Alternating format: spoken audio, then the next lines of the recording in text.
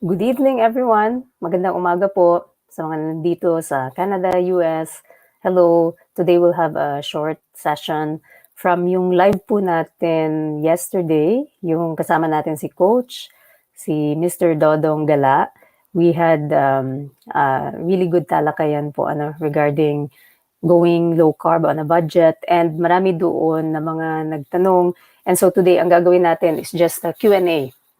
So tayo ay mag-entertain ng mga questions. I highly encourage, especially yung mga beginners ng platform natin. So we are broadcasting across a few different platforms.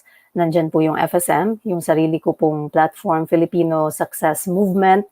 Again, itong platform na ito, dalawa ang kanyang adhikain, matulungan ang ating mga kababayan, anywhere in the world they may be, na mag-level up sa dalawang aspeto, which is yung physical wellness. Siyempre kasama sa physical wellness, hindi lang naman yan yung weight loss and optimizing your health. Kasama siyempre din dyan yung mental health, emotional wellness. And then the other arm of that platform is yung makatulong sa pagla-level up din sa ating pangkabuhayan. So our financial wellness, which is related to sa ating careers and businesses. And yun naman ay through our sister platform, which is Success Con. So we have the two platforms, Low Carb Con for health, leveling up sa health, and then Success Con for leveling up in our wealth, pag-level up po sa ating pangkabuhayan, our capacity to earn. So yan po yung FSM. Now we're also broadcasting sa Low Carb Con, which is yun nga, yung ating health platform specifically for the low carb lifestyle, low carb and fasting.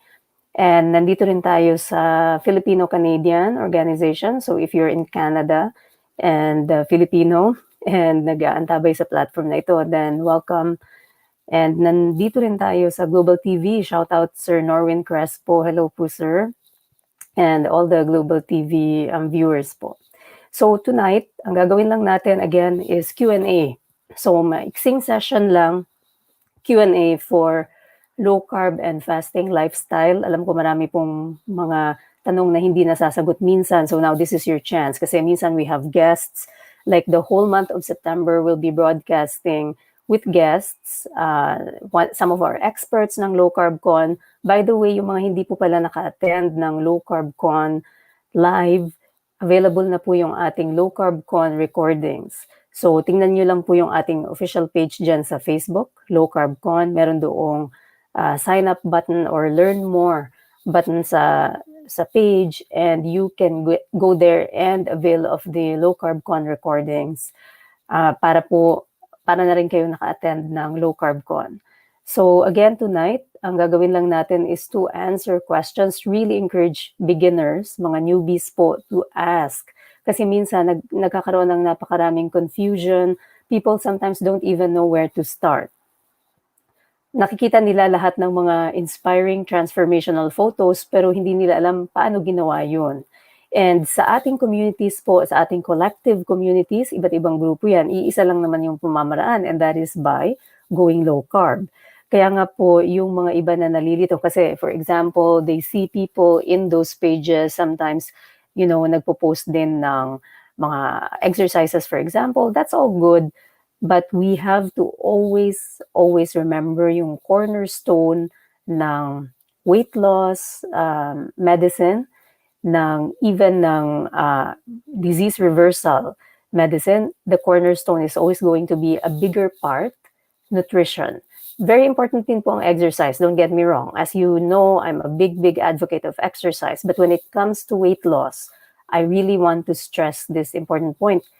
Hindi po exercise ang magli-lead sa weight loss, okay? It's still going to be nutrition.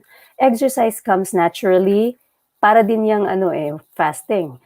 You first start with low-carb nutrition. Once you become fat-adapted, maglulose kayo ng weight, na-reverse yung mga conditions ninyo, you naturally get into fasting without even meaning to go fasting. Kasi syempre, kapag tayo naglo-low carb, ang nangyayari, we can run for longer without needing to consume food again. Wala na kasi tayo sa pagiging sugar burner. We transitioned, right, from sugar burning to fat burning, and this is what allows us to fast for longer. Kaya mga nalilito at nagtataka, how can they fast so long? nag-transition kasi sila from sugar burning to fat burning. It's a natural progression. Yun po ang mangyayari. Ngayon, bakit nagkakaroon ng part na nag-exercise na yung mga tao? This is when people have already achieved. So in most cases, yung mga members ng community natin that have already achieved their ideal weight, na-achieve na po nila, or close to it, or yung mga iba naman na nako-conscious na about toning kasi they've lost a ton of weight. Now, dito na papasok yung natural progression ng desire to exercise. So, it is great to exercise. It's great to have that desire na mag-move regularly, but wag po tayong magkakaroon ng maling perception na exercise yung dahilan bakit pumayat yung mga tao, because it isn't. Okay, so emphasize lang po yan. Especially po sa mga bagong nag-join ng mga communities natin, they think they see a lot of exercise postings. Akala nila exercise was the key. It's actually the weight loss. Exercise is a great supplement.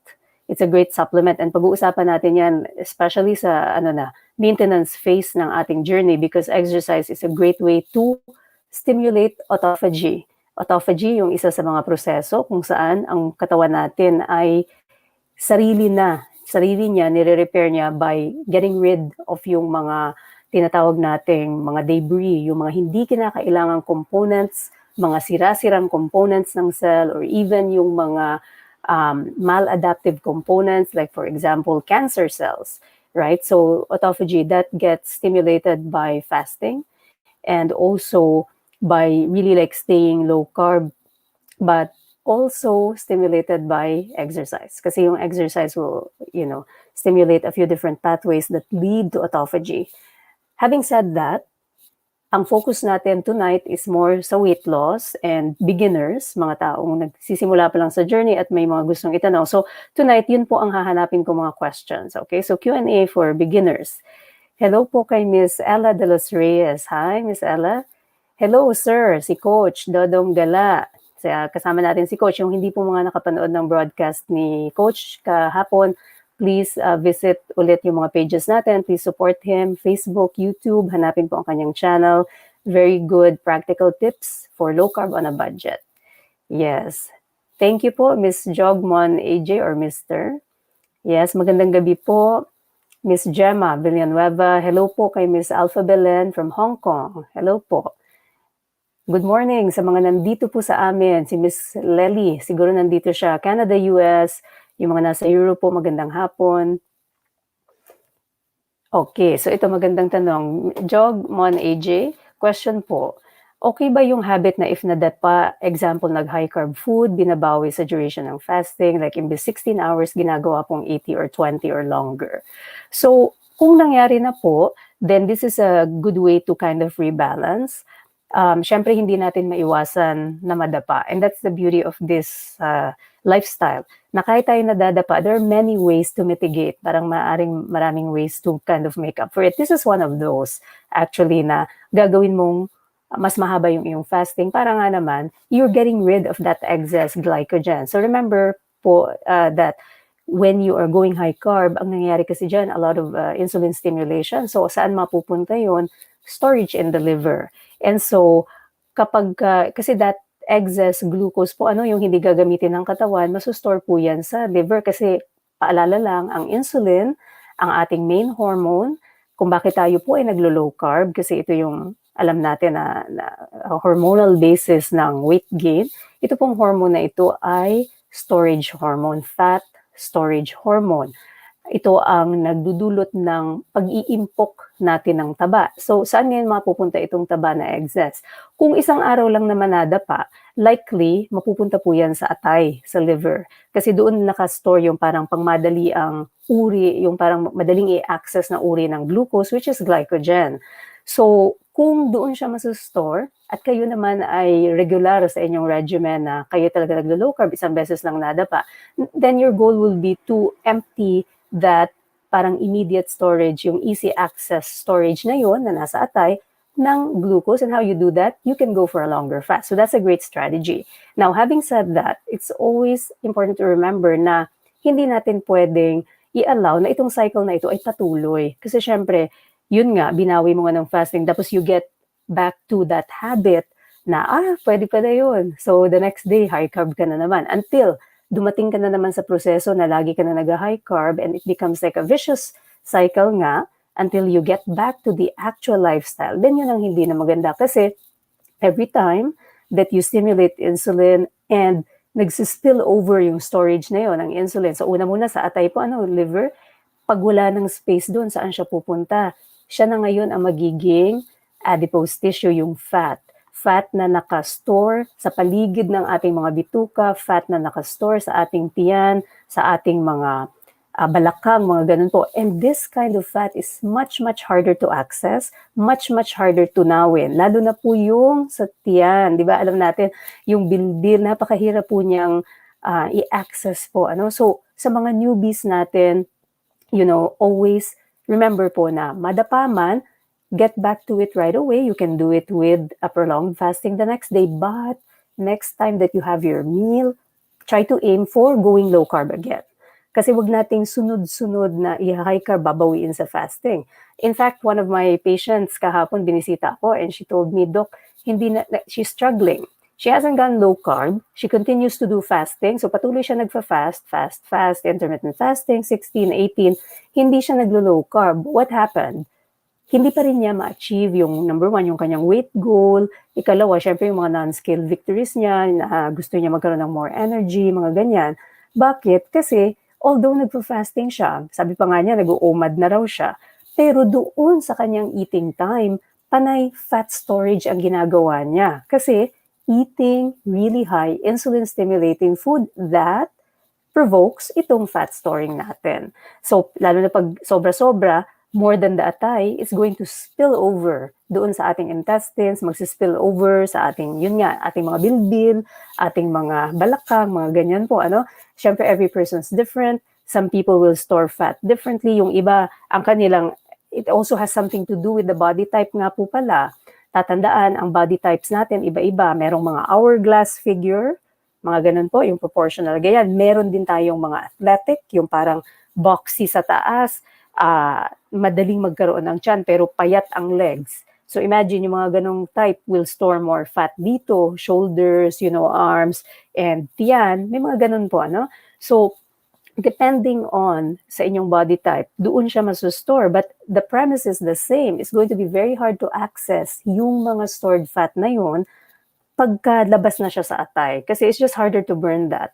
So remember guys, 1 pound of fat is equal to 3,500 calories na kailangan i-burn. Kahit siguro mag-workout ka dyan sa gym ng hirap ka na, 1 hour ka na nag-workout, you probably will only reach 300 calories of burnt calories. So imagine, yung napasobra mong kain na high carb, na nag-store ka, nakagawa ka ng 1 pound of fat.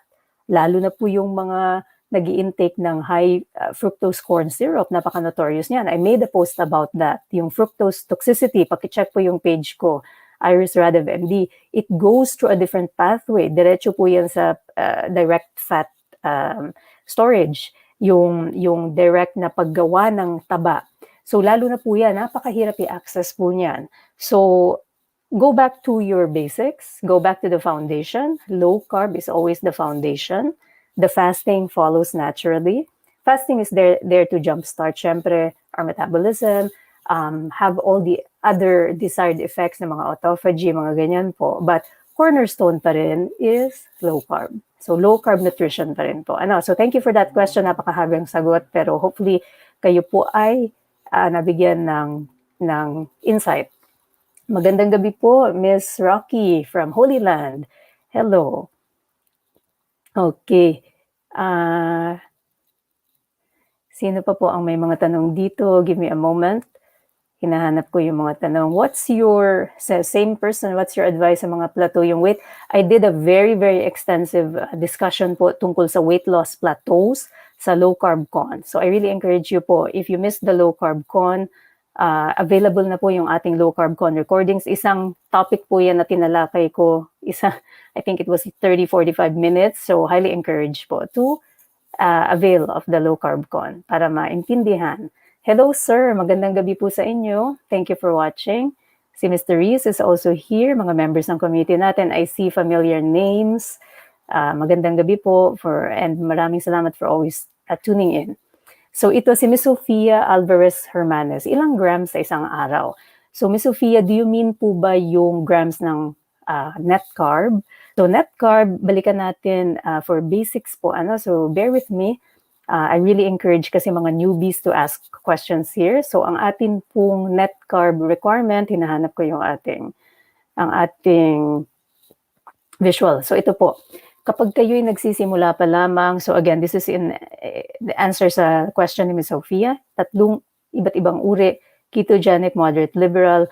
Gusto natin to stay within keto and moderate. Iba't ibang grupo, iba't iba ang take about this. For me personally, ketogenic and moderate, 20, all the way up to 50 grams per day, lalo na if you are coming from really high net carb lifestyle, which is, by the way, around 200 to 300 grams yan per day. Kung ikaw ay kumakain ng rice, tinapay, sugar drinks, umaabot dyan normally yung net carb mo per day. Yan yung parang average. So if you're coming from there and you're going to itong low carb lifestyle, then ang recommended natin is below 50 grams. How will you know kung ilang gramo na? Is it by the weight itself? Hindi po.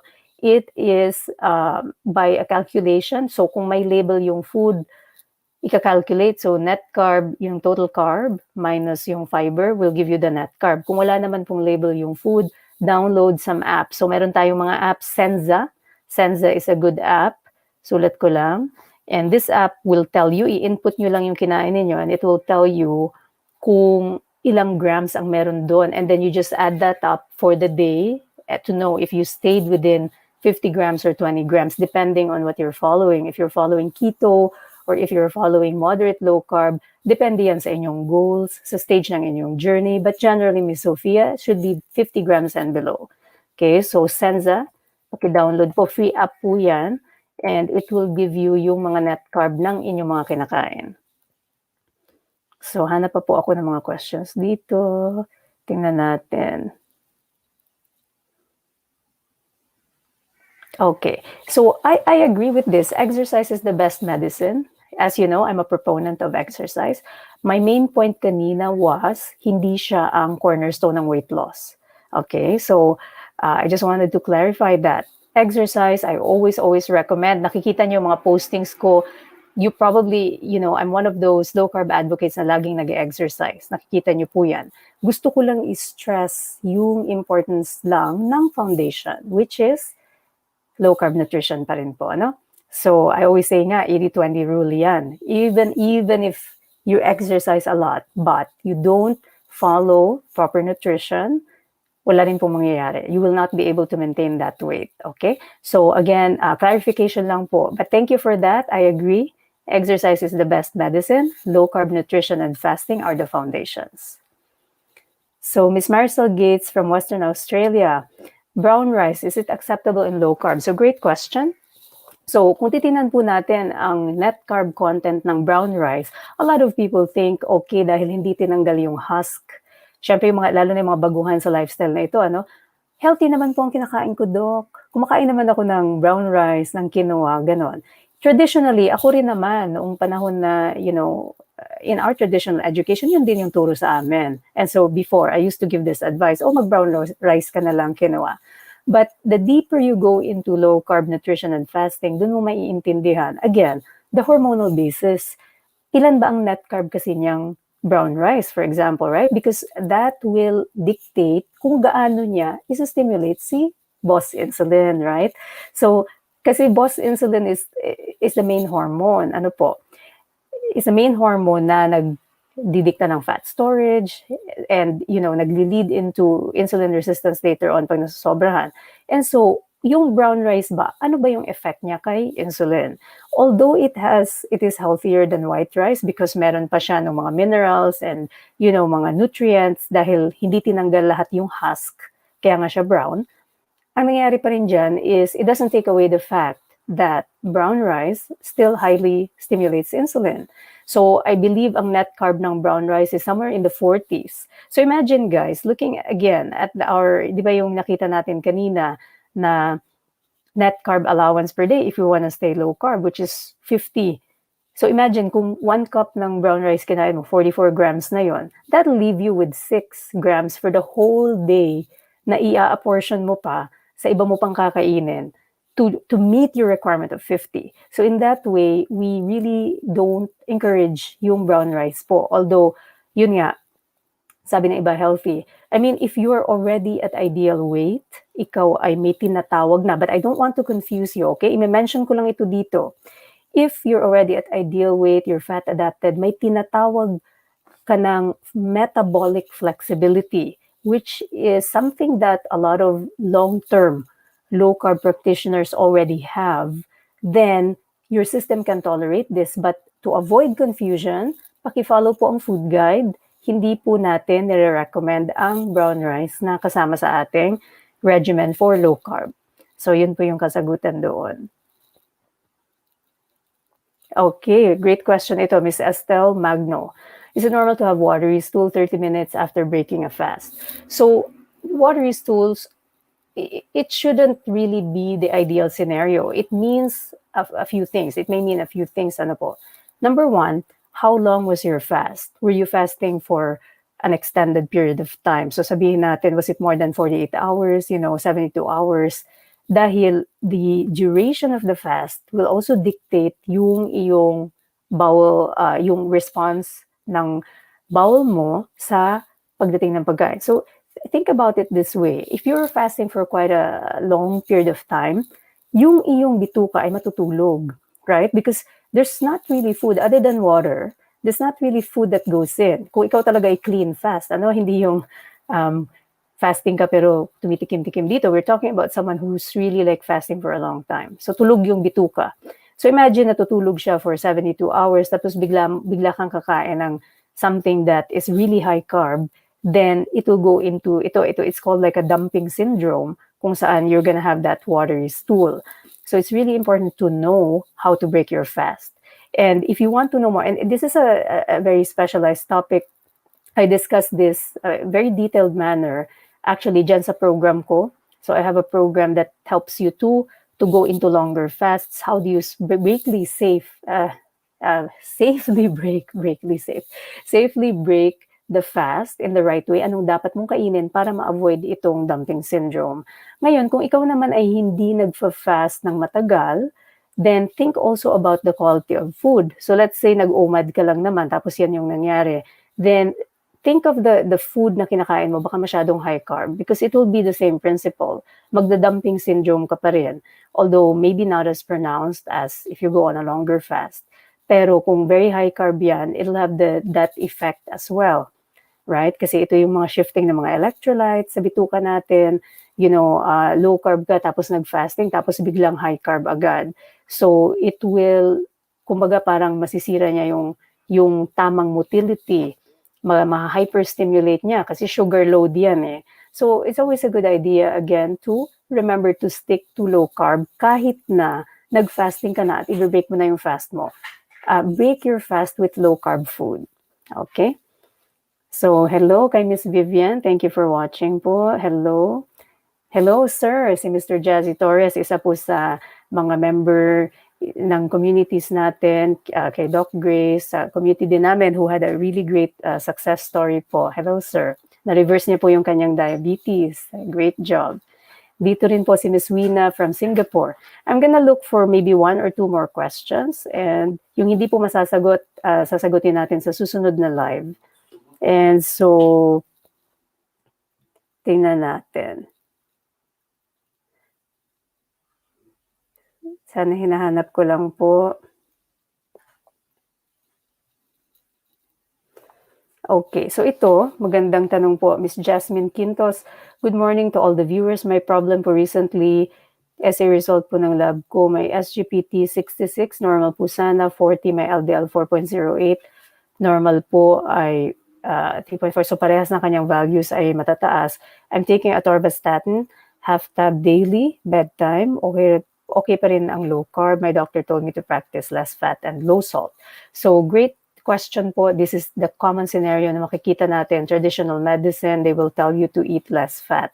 Ngayon, the important thing about this to know is Unang-una po, meron kasing iba't ibang uri ang cholesterol.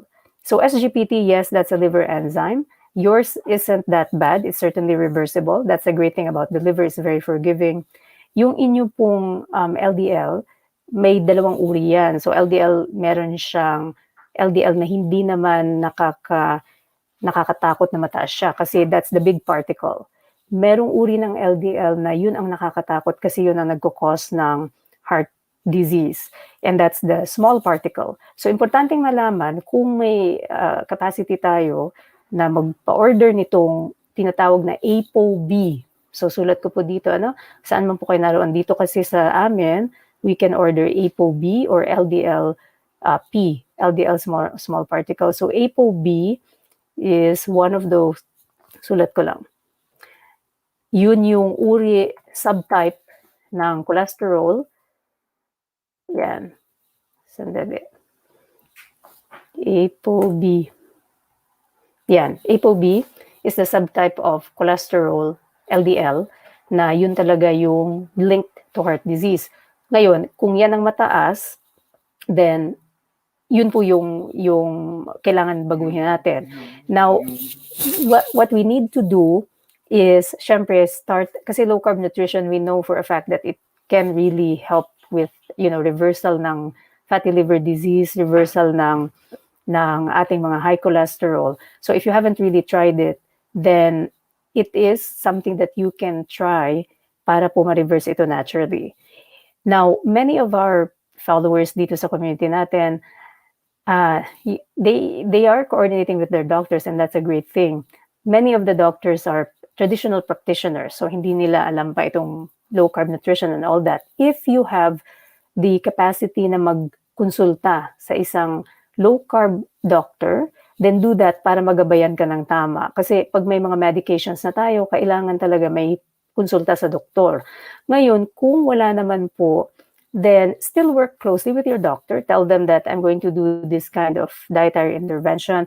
Kung against sila dyan, then you can point them to the position statements. Kasi meron tayong mga position statements from cardiovascular associations, diabetes associations, para din, kung hindi pa nila alam yun, then, you can have that conversation with them na may mga bago ng guidelines so they can also help you.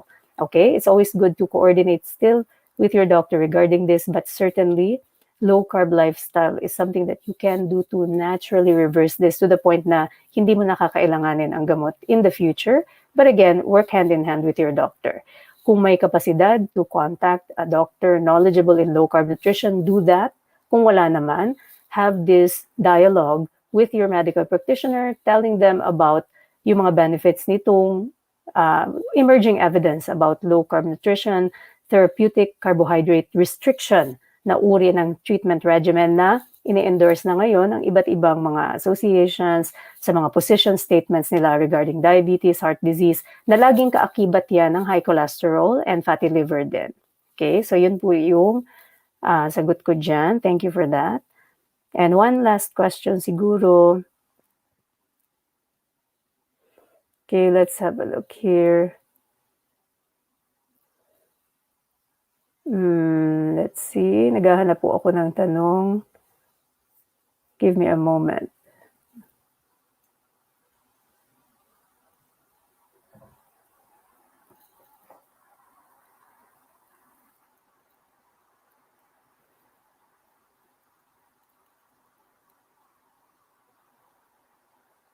Okay, siguro this one, kasi this is a common misconception din.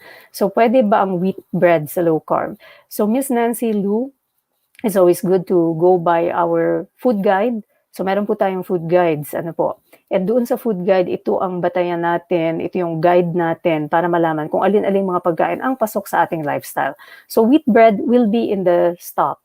So, avoid, do not eat section. So, yung mga hindi pa po, mga wala pa nitong ating food guide, iba't iba yung food guide na yan. I encourage you to join all the communities po. Bawat community may mga food guide. Doc Grace also has hers. So again, join all the different communities, LCIF, Coach Dave Aguila, Doc Grace, Life Without Rice, LCFF, Kifi, One Keto Society. Oh, by the way, happy birthday kay Tito J. Tito J's birthday from OKS, One Keto Society. Eileen, Dietary Philippines, and yung sarili ko po, which is yung sarili kong community, which is the Low Carb Fasting Holistic Wellness naman. Holistic Wellness Community, yan.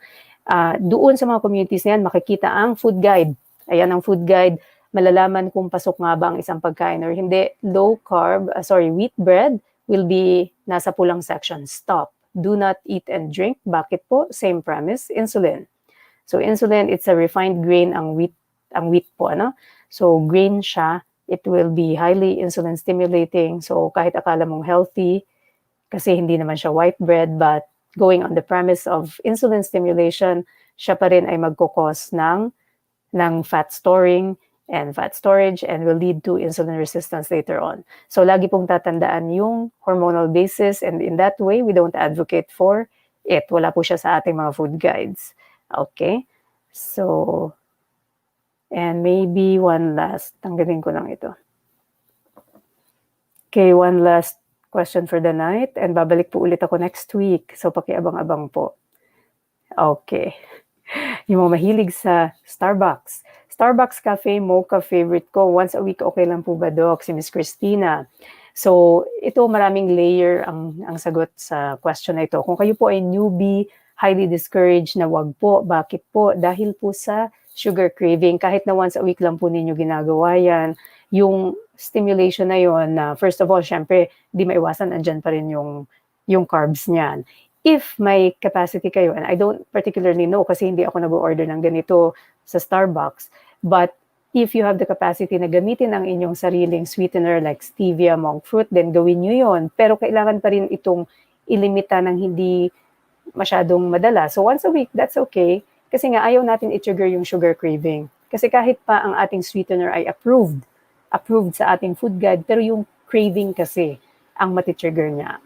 So, ikalawang layer nito, sorry po maingay, may dumadaan na cleaning machine. Anyway, kung kayo ay nasa journey na ninyo na you're already fat adapted, and yung katawan ninyo has yung tinatawag ko nga kaninang metabolic flexibility, then this is actually something that won't really affect you that much as long as you get to the foundation, yung basics po, ano, na after this, the meal that you will intake will still be low carb, patuloy pa rin kayo sa inyong pag-fasting, maybe you're already exercising, so you're doing all the proper things, you're sleeping well, hindi kayo ganun ka-stress. So you're doing everything that you can to maintain your weight, then the occasional once a week na ganitong treat is okay. Just mind the instant spike po ng insulin kasi yung iba medyo nahihilo kapag sanay na sa low carb, biglang gaganyan, hindi pa masyadong metabolically flexible.